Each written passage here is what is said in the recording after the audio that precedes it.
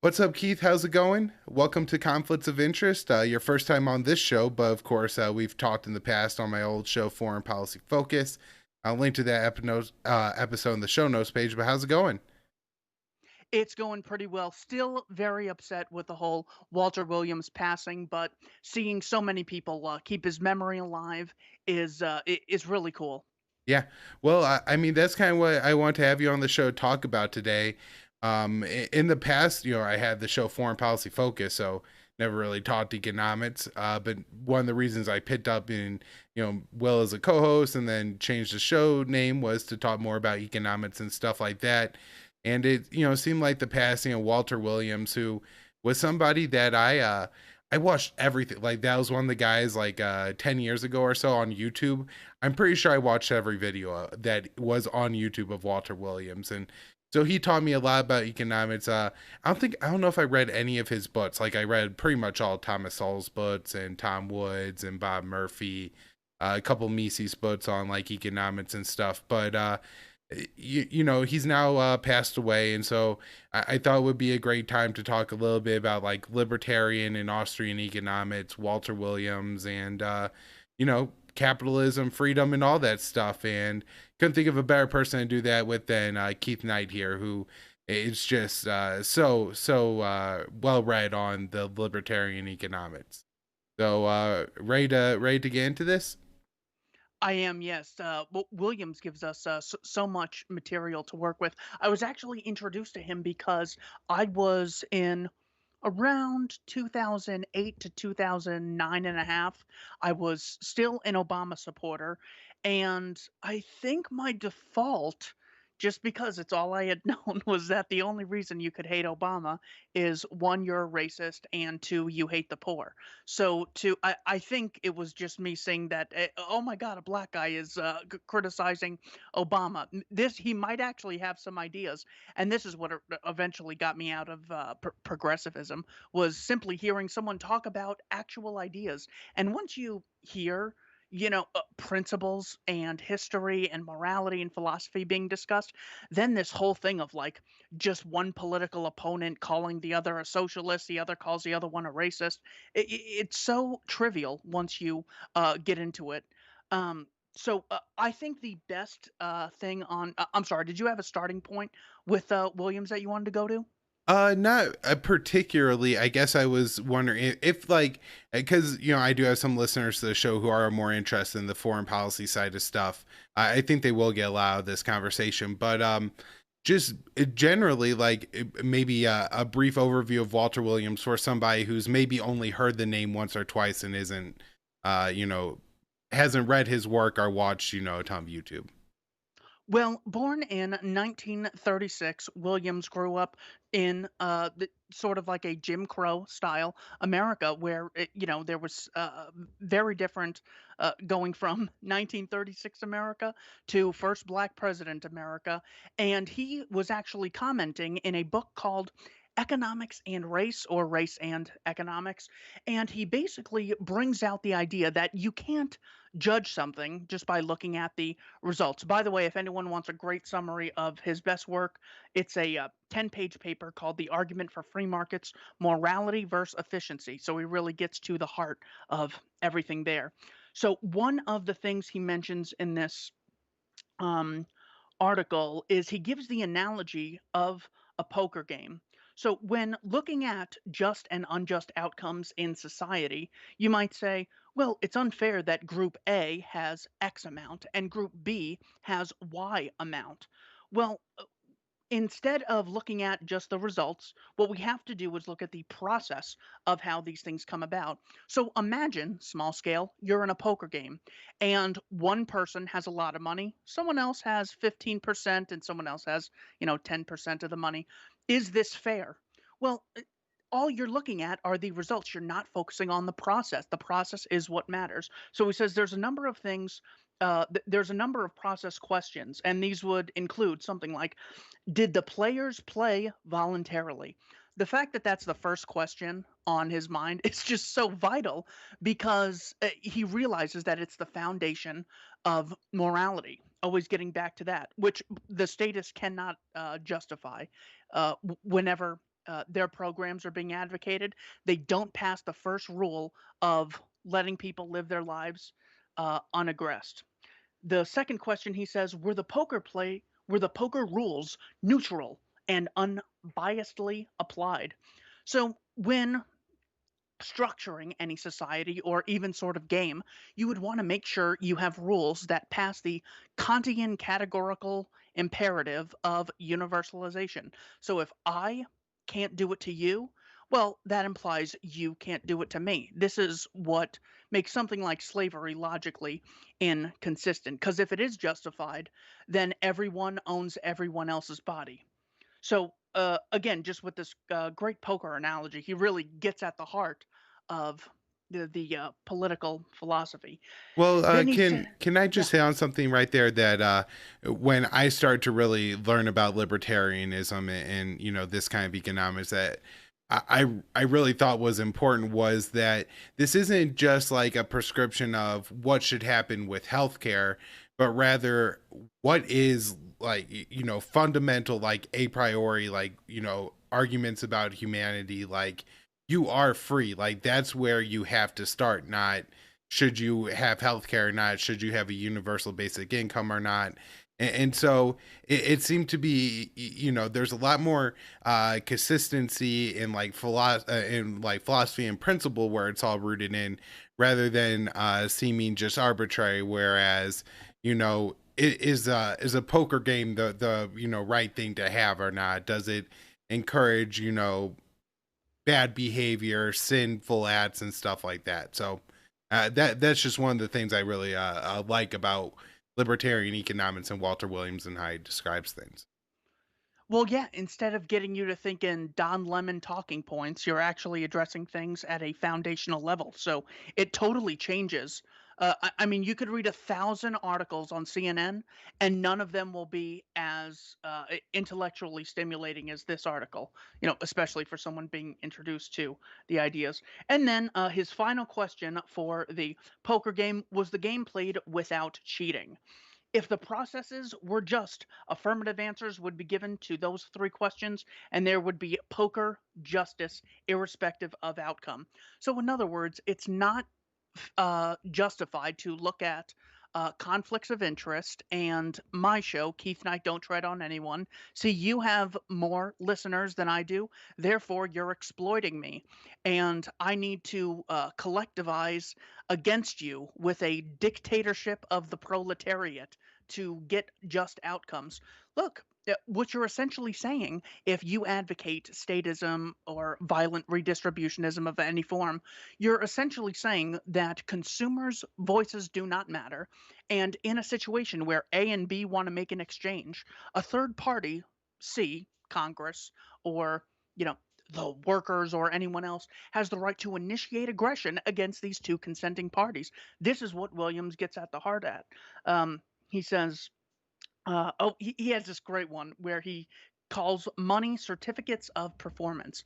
So you can sort of think of them as like these little rewards that you can allocate to people. And if you want more LeBron James, well, you pay LeBron James and then he has an incentive to produce more. That's how Walmart and Amazon go from these little shops no one's ever heard of to things that we can always get because they've gotten so many certificates of performance from their voters, so to speak, from their customers who have really appreciated the products and services that they've provided. Well, I mean, can I take a quick detour on that because I know there's going to be some people who jump and they say, oh, well, you know, Amazon and Walmart really aren't that great. There's just all these government subsidies and stuff like that. And so, you know, we're in a particularly unique situation here in late 2020 where basically there, in a lot of ways, that's kind of how you could get your stuff, Walmart and Amazon. There's not many other options, just legally what's allowed to open or not.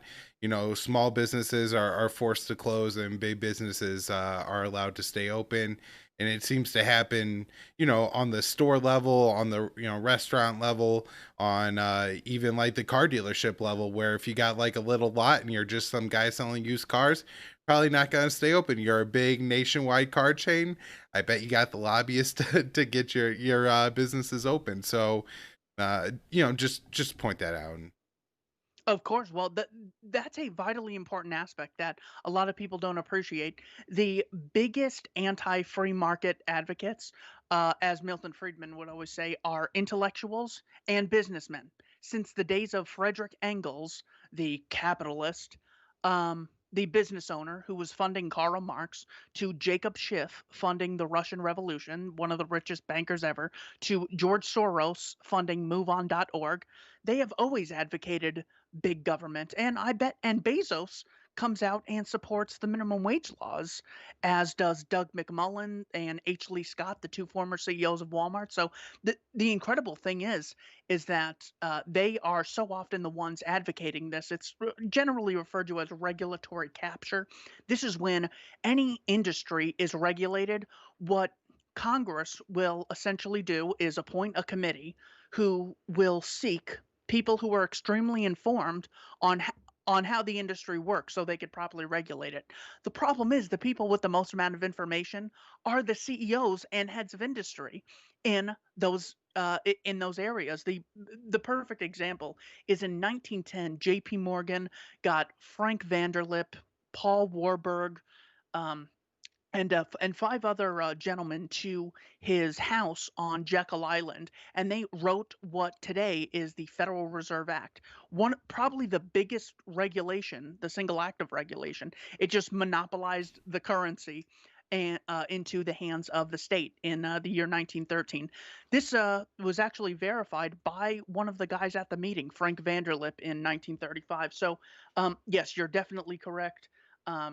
It's not always the result of free markets that companies get so big. It's often at the expense of them. So that is important. Right. And I mean, I think where we are now, it seems like it's every industry, even talking about Bezos, he owns the Washington Post. I got on the news ticker today for the show. One, I saw a reason where there's a proposal to stick another $25 billion bailout in there for the airlines, or $25 billion. And they say it's going to save like 30,000 jobs, which about $700,000 a job. And, this is going to be a good idea. And this is what reasonable people are going to support because it saves jobs. And that's going to be the narrative. And man, I gotta say, if I were like a baggage guy working at an airline or something like that, I'll take the $700,000 directly and you don't have to give it to the airline at all. Right? I mean, come on. Exactly. Great points.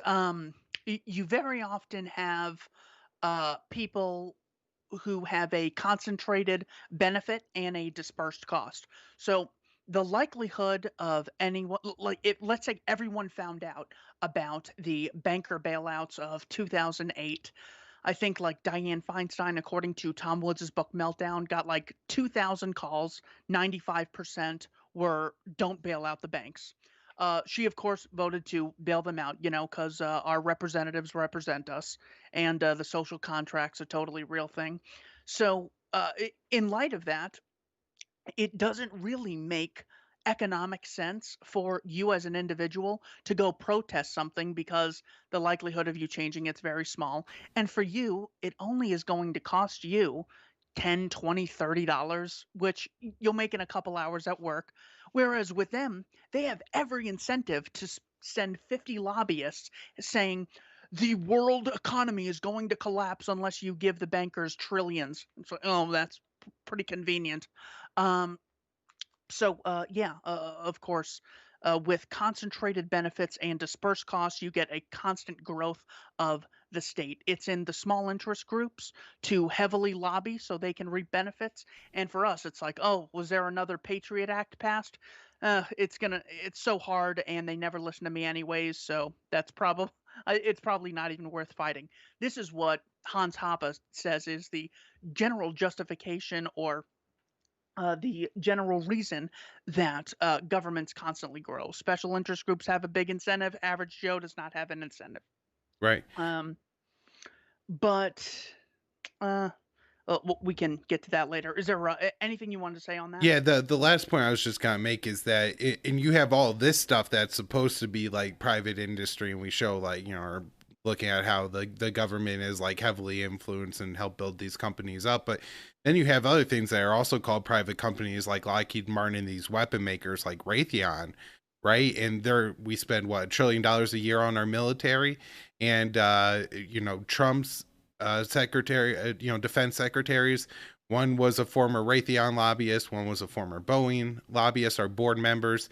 And it looks like Biden's about to appoint this former retired general now, Lloyd Austin. And it turns out this guy is sitting on the board of Raytheon. And so, I mean, it's crazy that, even the heads of these entire departments that are in charge of so much spending now are formerly board members, and I'm sure have tons of stock in, legacy reasons to ensure that, the profits of those companies go on. And so, that means building more bombs and spending more money on the military. Of course, yeah. One of the things that people often mistake is to just say private good, public bad. But public, if we're assuming funded by the state, meaning it's coercively funded, yes, it's bad in every case and immoral. However, just because something is private doesn't mean it's morally justified. So let's get back to Walter Williams, where he says he starts this excellent paper off. Freedom's first principle. Freedom's first principle is each person owns himself. Notice he didn't say uh, freedom is electing Republicans or voting Libertarian or opposing the government. That's 50 steps in the complexity direction that human beings have, created with social constructs and whatnot. If you don't own yourself, someone else owns you, claiming a better claim to your body than you actually have. So they own their own body and they own your body. That is slavery. So that is the foundation of slavery. This is an idea that has existed for, I don't know, the beginning of time and today still exists under the guise of conscription and the draft and regulation. It's some people claiming to own the bodies of others. So when you get into this, well, Boeing's a private company, or Twitter's or Facebook is a private company, or IBM was a private company working with the National Socialist government. Well, just because they are private doesn't mean they are respecting the each person owns himself principle. You could be a, Jeffrey Epstein. Well, this might be another story, but generally, Jeffrey Epstein was a private individual. So, does that make what he did morally justified? No, because he didn't respect the each person owns himself principle in the fact that he, was raping kids who don't have the mental capacity to consent. So, Right. you have And to literally understand the enslaving principle. You girls can't and just say stuff like public, that, right? private, that sort of thing. Sorry, I'm sorry. Yeah. No, I mean, he was like literally enslaving girls, like enforcing them to have sex with other people. So, yeah, like obviously he didn't uphold those principles. You know what I mean? Um, Yeah, yeah. well, that's why it's important to have the principle and not just memorize public good, private bad, business good, business bad. You can be an immoral business person if you are of the consent of one of the parties involved. So that does not, it's not about public or private, it's about self ownership and voluntary exchange and voluntary contracts, and then private property, which is implied in contracts and just transfers. So again, Walter Williams realizing the value of principles as opposed to I mean, if the paper had started out, what year was this written? I'm not seeing a date on this. If the paper had started out, the thing about Bill Clinton is, or Ross Perot is, well, that's going to be irrelevant real quick. The fact that he was able to get to the principles is just so is so vital. He then says, with the recognition of each person owns himself, we readily discover what constitutes just and unjust conduct, claiming that there is a that morality is objective and there is a justified way to uh, uh, find this. In the same way we have a scientific method, we could have a morality method or a philosophical method of if we say that this falls at 1 meter per second, and then we do a test realizing that's not the case, well, we need to ditch that. In the same way, if you have a moral theory that says I believe in equality, and also Congress has the right to rule 330 million peaceful people. Well, you can't claim that that's a just theory. So, in this first paragraph, Walter Williams has contributed more intellect to the human race than, I don't know, every professor that I had in college before I was kicked out, all the teachers, every single late night show on NBC, CNN, MSNBC, just incredible. Any thoughts on that? Oh, yes, he goes on. We readily discover what constitutes just and unjust conduct, referring to murder, rape, and theft. In other words, what differentiates rape from sex is consent, theft from trade is consent, which does adhere to the each person owns himself principle. Brilliant stuff in such a short amount of time. Right. No, absolutely. And this is something I actually had brought up earlier when you were talking about the poker analogy, where like this is like, those fundamental first principles that you don't get from other, you point out your professors and stuff, but even uh, for the most part, any like politician who's advocating any, even the Republicans, I mean, there are some exceptions. There's Thomas Massey, right? But for the most part, nobody has any kind of like a first principle. I mean, AOC may say she has principles, like she supports this, program, she supports that program, she supports that program, but like you can't extend that out, right? Like she'll vote for a war or vote for defense spending. So it's not like she really thinks everybody is entitled to health care because we'll go blow up somebody's hospital and she don't care about that. But she's like, oh, we have to have universal health care in the US. So that's what I think really differentiates Walter Williams from a lot of the other, and this is the importance of the first principles and everything, and like you said, the first paragraph. Absolutely.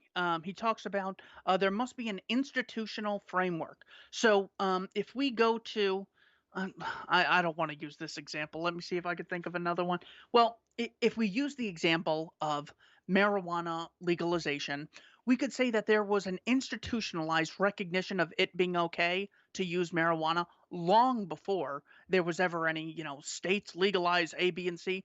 Because if no one at the party is going to call the police, well, then you're going to be able to do it. And there's going to be an institutionalized recognition of it being a morally just action.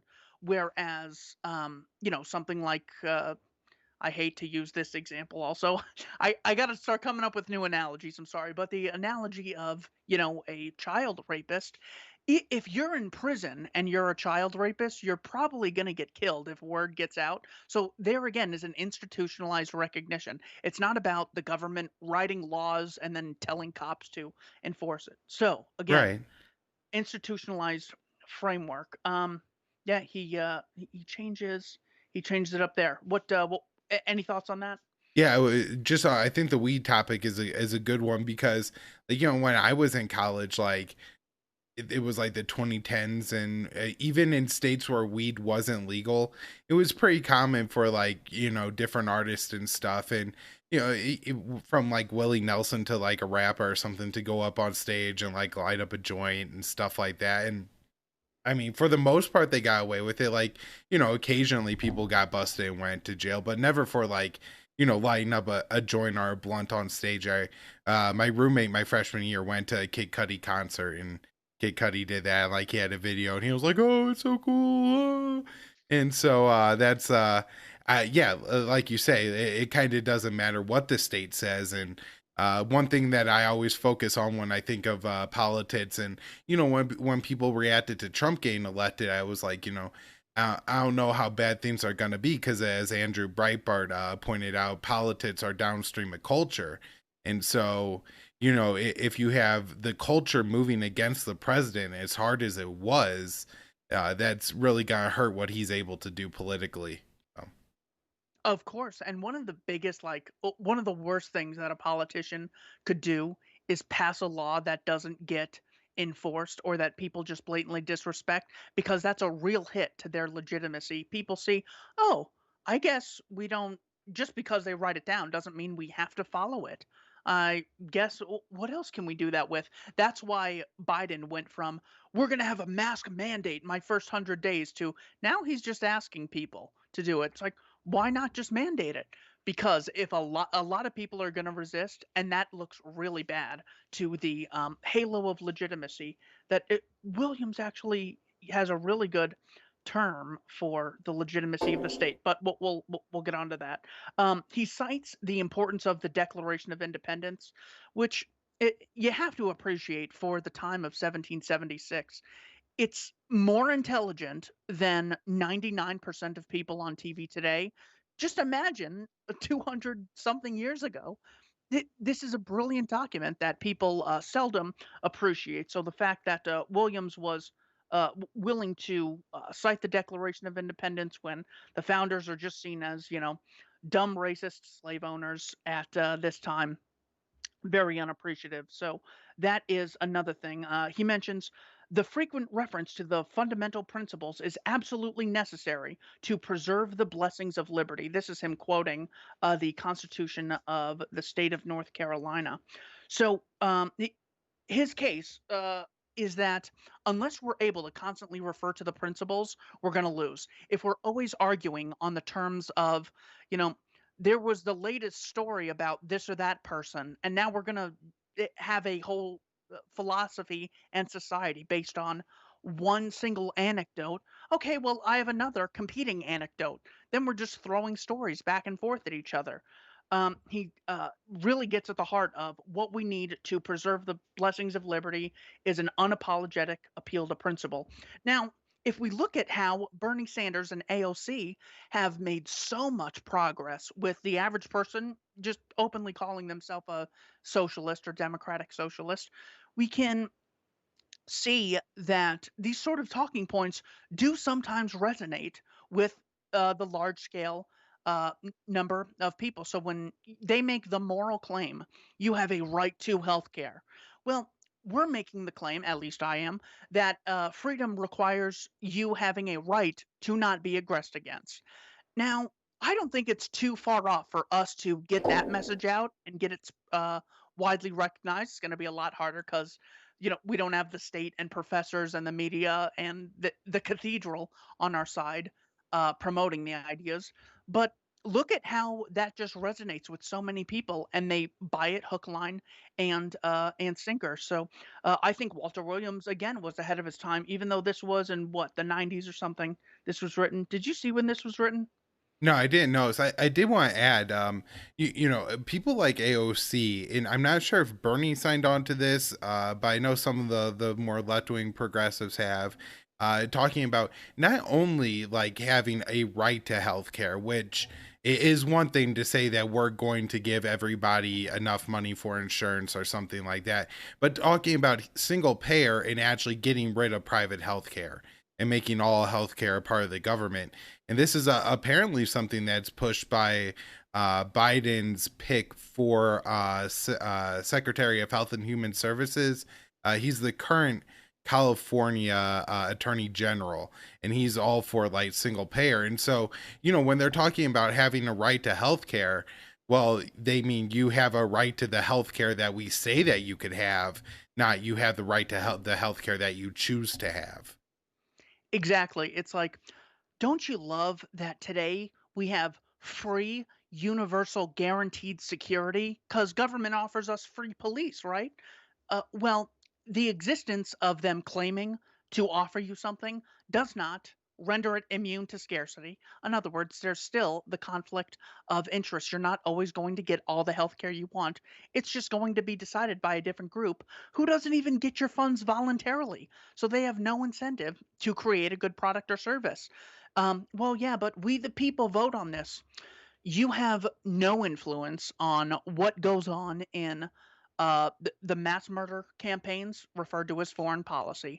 That's about as much as you're going to influence healthcare once the state monopolizes it. Just you know what? Don't just focus on fixing Medicaid because that's the whole thing.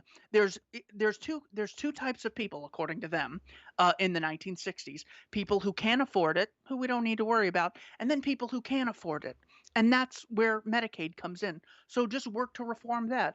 And then once you realize that they don't care and they won't listen to you about reforming Medicaid, well, then you'll realize we are also right about them monopolizing the entire healthcare system. Now, saying that you have a right to something that requires labor on behalf of other people means you have a right to someone else's labor that is also slavery. It's you saying, in other words, if you have a right to this phone, the only way this thing comes about is by individuals trading, investing, saving, postponing consumption, thinking, innovating, and I don't know if I said investing. So, in other words, it requires the labor of human beings. If I am entitled to this and it only comes about as a causal result of other people's labor, that's me saying I'm entitled to the labor of others. That means the only free people that have really ever existed are slave owners. Because unless I have a right to someone else's labor, well, then my rights are being violated. Also, just take what Williams mentioned earlier, the each person owns himself principle. If you and I are hanging out and we have a right to health care, that means you have an obligation to give me health care. But then you also have a right. So I have an obligation to give you health care, even though none of us are experts in the field or know anything else. So the way they will often weasel out of this is, well, all we mean is that government should pick up the tab. This is literally as dumb as saying, I support um, food for all. Therefore, the Koch brothers have the right to steal trillions of dollars so long as they help people get food. And I'm going to call that a positive right to food.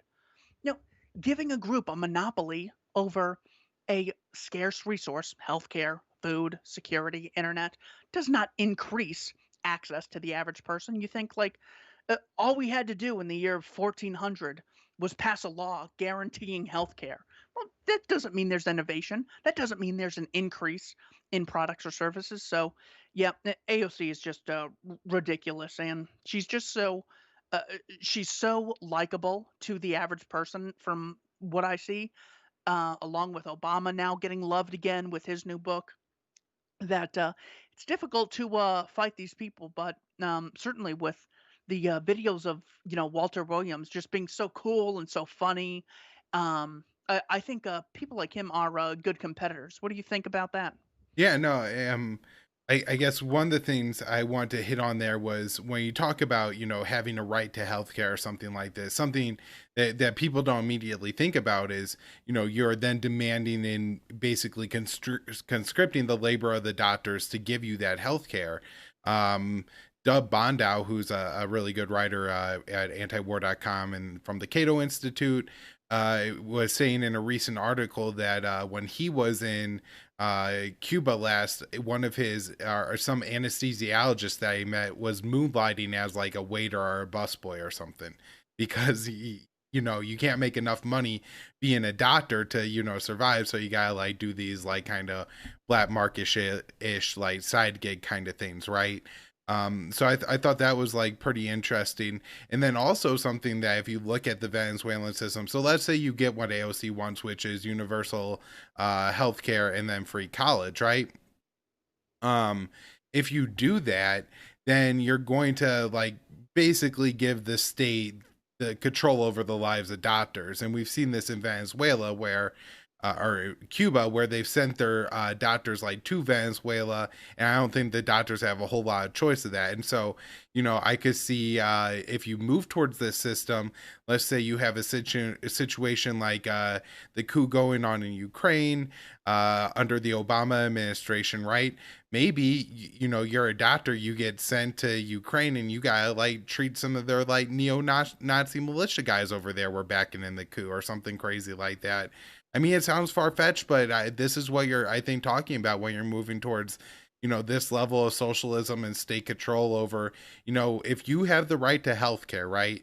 And there's a whole bunch of people who live in like a part of the city that no doctors live in. Well, then the state's gonna like make doctors go work in that hospital if that's the only way to provide the healthcare.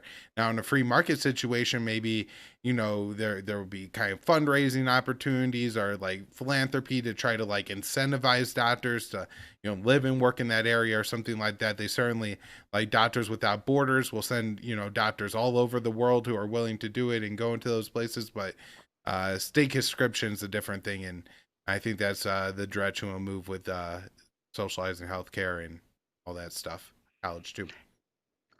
Yeah, the best book that I would recommend on the reason that healthcare is so expensive is a book by Dr. Mary J. Ruwart called Death by Regulation. She makes the case that there's nothing really unique about healthcare.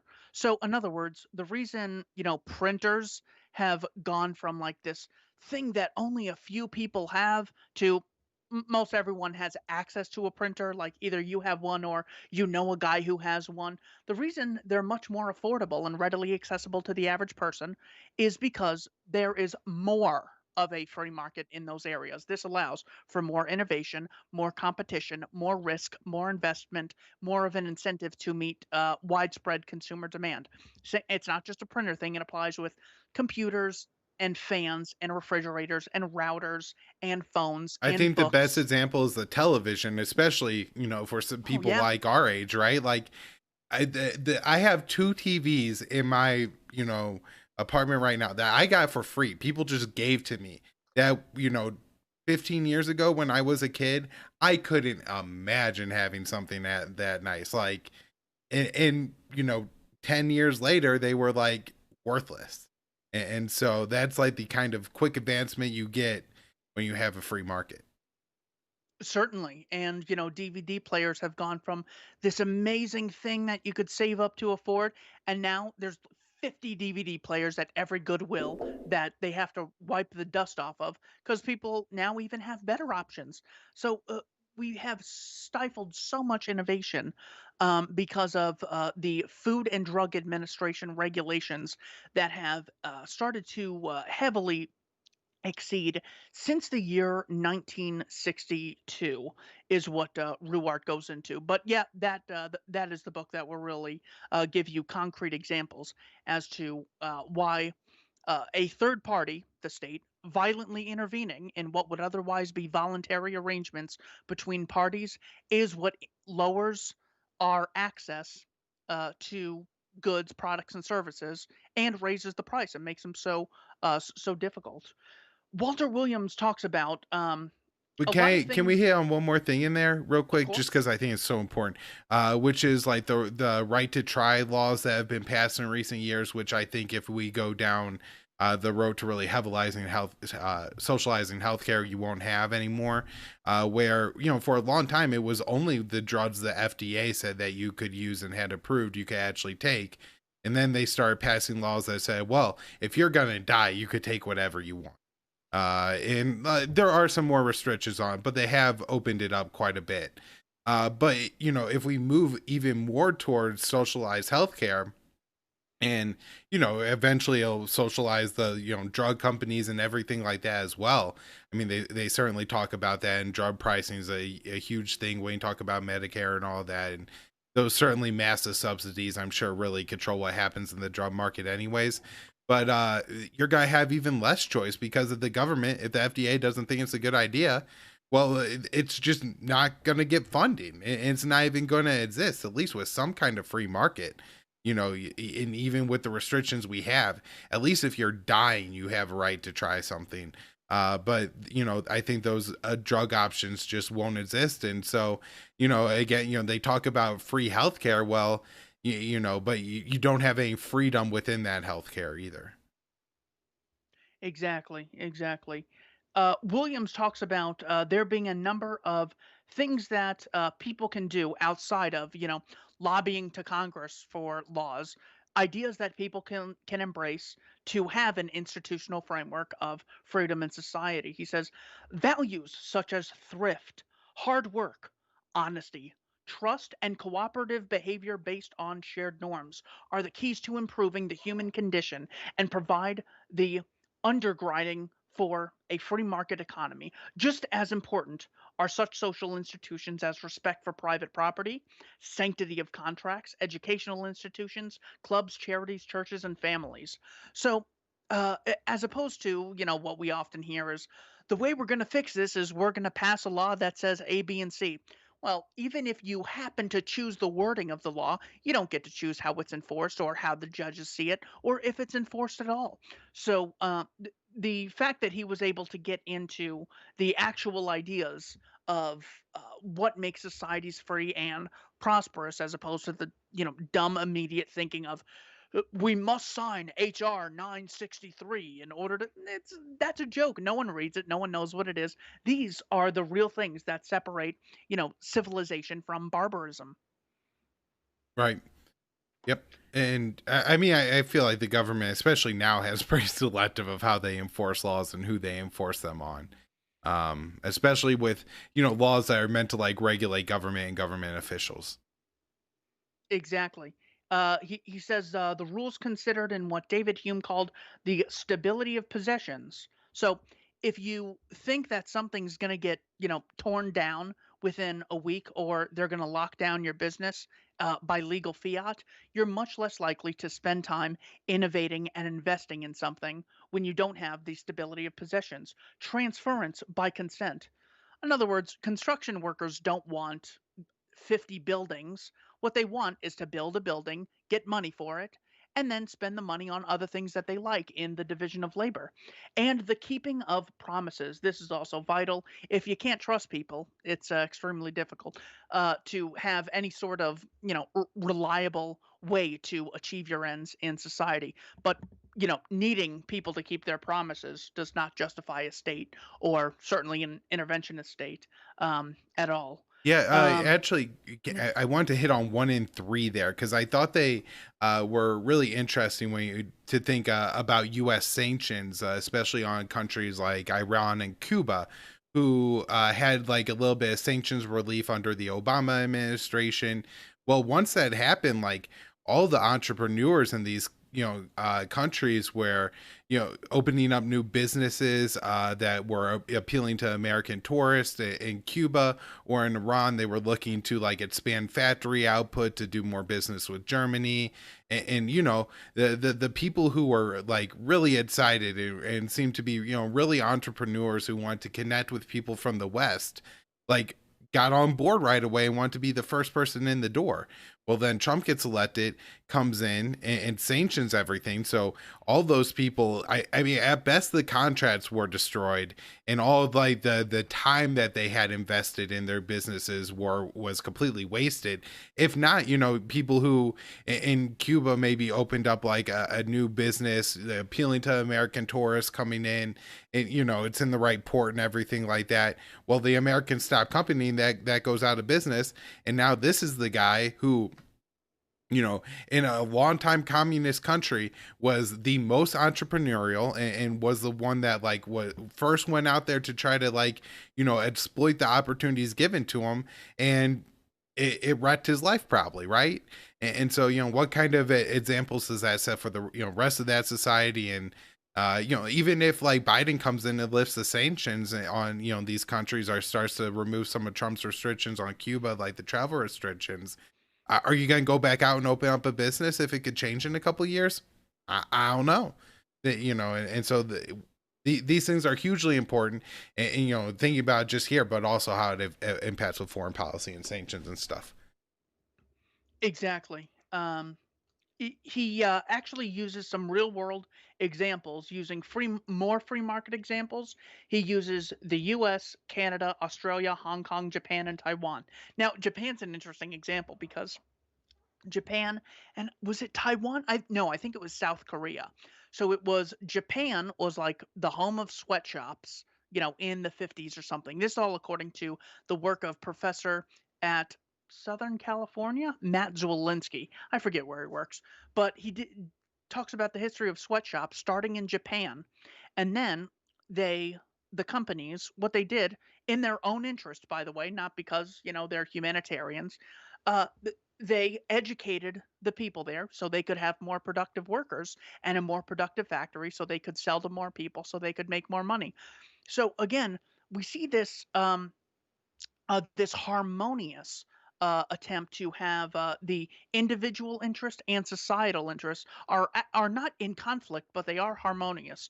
Something else that Walter Williams brought up, he said, "Why is it that people in Idaho are up in the middle of the night making sure there's potatoes for people to have in New York because I love New Yorkers so much? No, it's because it's sort of in their incentive to do so. Or people in Montana work so they could ship stuff to New York. Why are they so nice? How does this happen?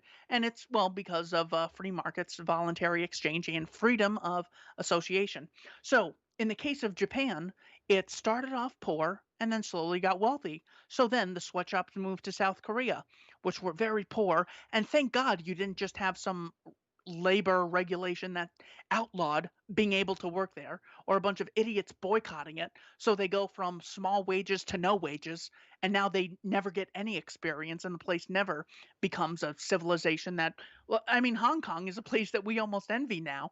Um, so we constantly see free markets going to a place and it just being like a wealth bomb, where you go from virtually nothing subsistence levels to general levels of civilization, at least a framework where people can have opportunities to have families, achieve their dreams, get access to the outside world with computers, access to servers, internet connections, cables and Ethernet cords alone, shipping those to places, gives people access to ideas, thoughts, and poems and literature that they never would have had access to otherwise.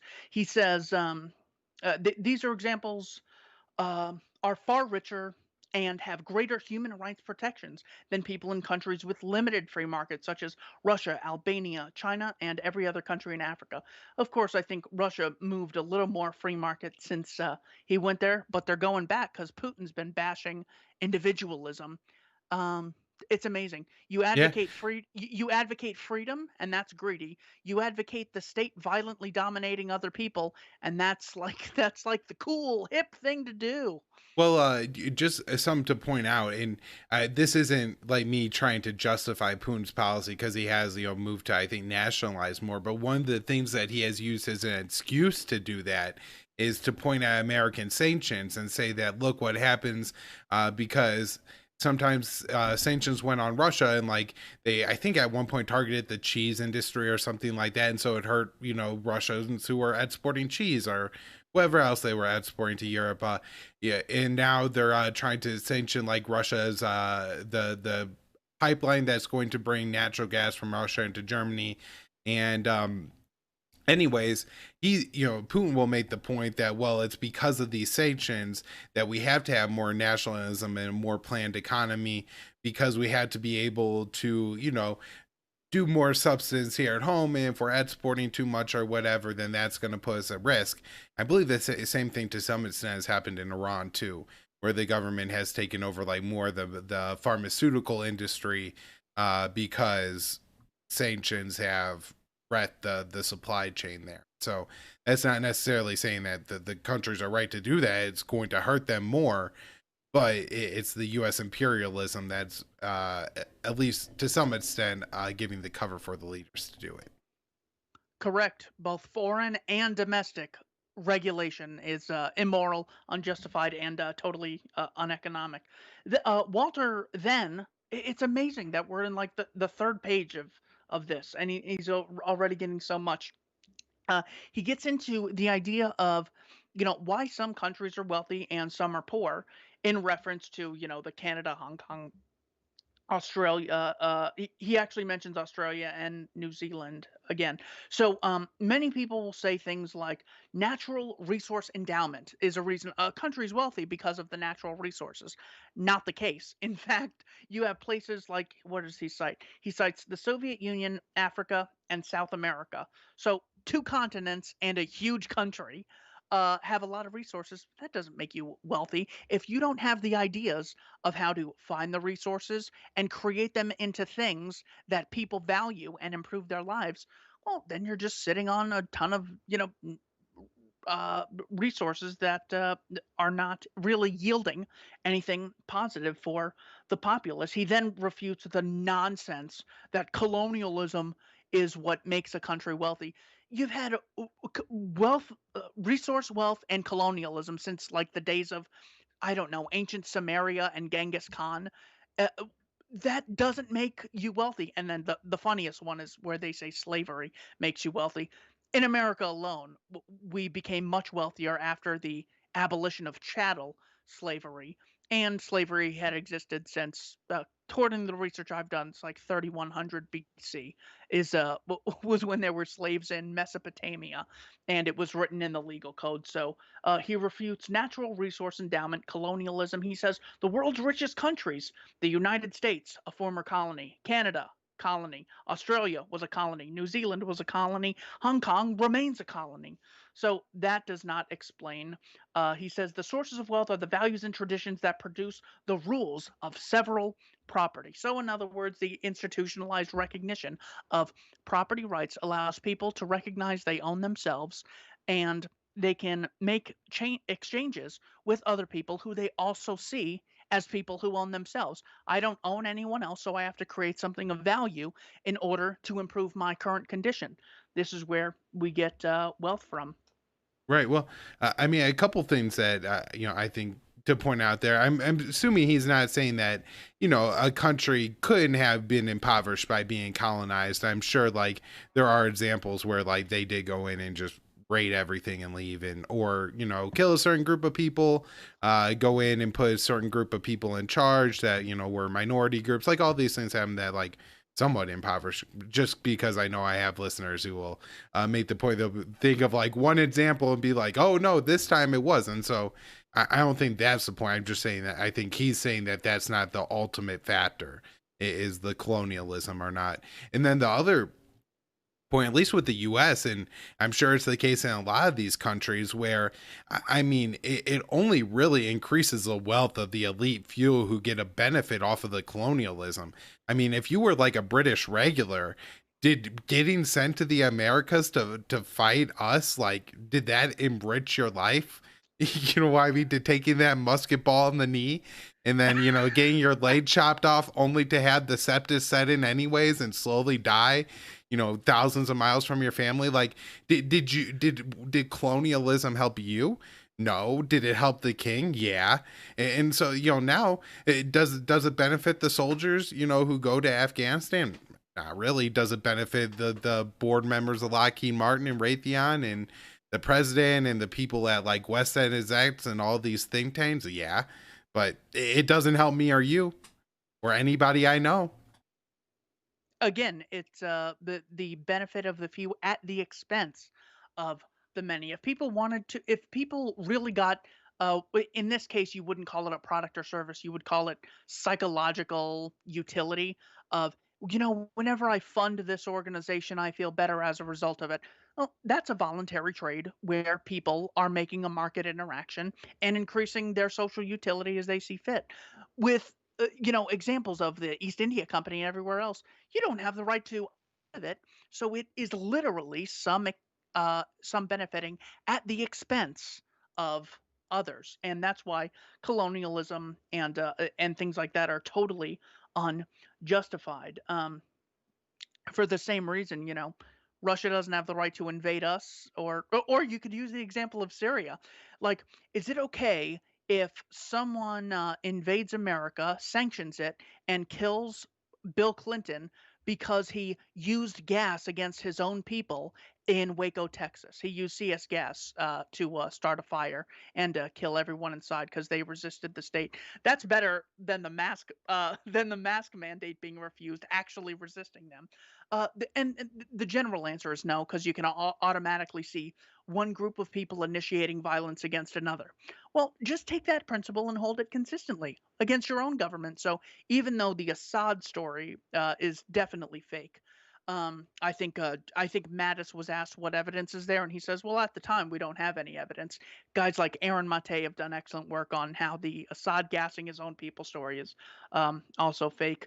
But Well, yeah, just again, we're not getting caught up in the story. If you go down to the principle and apply it consistently, you can see there's no justification for any of this. yeah, I just wanted to add there's a great new Aaron Mate piece out today at the Gray Zone, with more leaked documents from the OPCW, showing, and Aaron puts together the narrative on how the OPCW actually, like, basically slow walked the report on Duma, the alleged chemical weapons attack there, until the inspector, who was like the main inspector who actually went to Duma and who was saying that this wasn't a chemical weapons attack, they put him on vacation for 6 weeks until he retired. And then they published the report after he was gone. And so this is like the kind of shenanigans that went on along that. And I'll get into more details on the next show, but that came out this morning. It was such a huge story. Maybe we should just hit on like one more point here before we wrap, because we're coming up to an hour. But I know that we're only a few pages into this great document that I will link to in the show notes page. That way people who want to read the whole thing can. Exactly, yeah, and this is another perfect example of why you have to take the Walter Williams approach to arguing on principle, because it takes so long to find out the truth about a story, and then you finally find out it's a lie, and then the idiot populace has moved on to something else. Hey, remember the Kurds that are getting slaughtered indiscriminately? Yep, no, we haven't heard a word about the Kurds since we heard about them with a fake ABC video. Look, the Kurds are getting murdered. No, it's a shooting gun range video from Kentucky. That He just was made that up. fantastic. Or did you see Bana Alabad give an interview to CNN? That 5-year-old girl who's like, "I blame Bashar al-Assad for Syria war." Did you Yeah. see that? No, I think she was That's the so scripted sick. one, right? I think she did like another interview where like it was obvious that she was on a script, because like the first time they asked her like what her favorite food was, and she was like, "I'm really scared." And then they asked her like the question that should have led to "I'm really scared," and she said fish. So I That is believe it was funny. likely, yeah, I think it was Eva Bartlett. I'll try to send you the link. I'll try to dig that up and find it, because it's a few years ago now. But yeah, they really do try to like exploit little stories like children on this to fuel their regime change efforts. It's crazy. Sickening, just like the babies in incubators with Iraq, pulling at the heartstrings. I'll make a final point on this. All right. Williams says the intellectual defense of free market capitalism should focus on its moral superiority. In other words, even if free enterprise were not more efficient than other forms of human organization, it is morally superior because it is rooted in voluntary relationships rather than force and coercion, and it respects the sanctity of the individual. Finishing with the rise of capitalism and the rise of human productivity, people were able to satisfy their physical needs with less and less time. Economic progress made it possible for people to have the time to develop spiritually and culturally. The rise of capitalism enabled the gradual extension of civilization to greater and greater numbers of people. By the way, we're not even halfway through the paper. You got to Right. read this. I definitely recommend. This is, I would say, this is one of the best introductory papers, because the average person who doesn't, agree with us, it's like, well, you don't want to give them Man, Economy, and State, 1,405 pages or something like that. They're not going to read it. 10 pages, real short and sweet, focusing on the morality and the economics, philosophy and economics. Whew, what a great paper. Walter Williams, rest in peace, brother.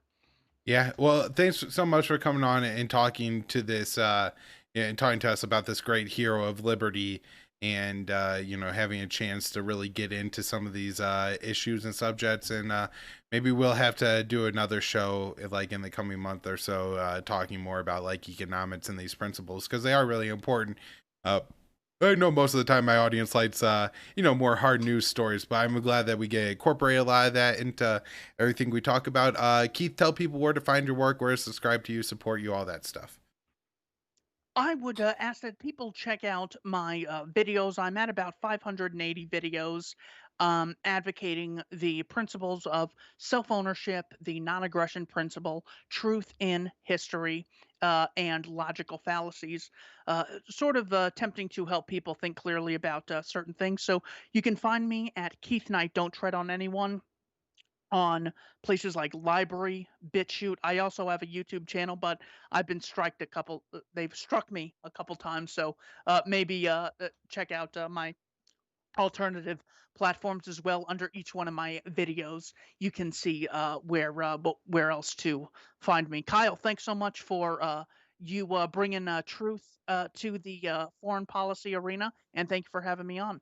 Yeah, right on. And also, I think you find both our shows at the Libertarian Institute. So, libertarianinstitute.org on the homepage, right hand column. If you scroll down, it's Scott's show, Pete's show, my show, and Keith's show. So, check it out. And thanks for tuning in.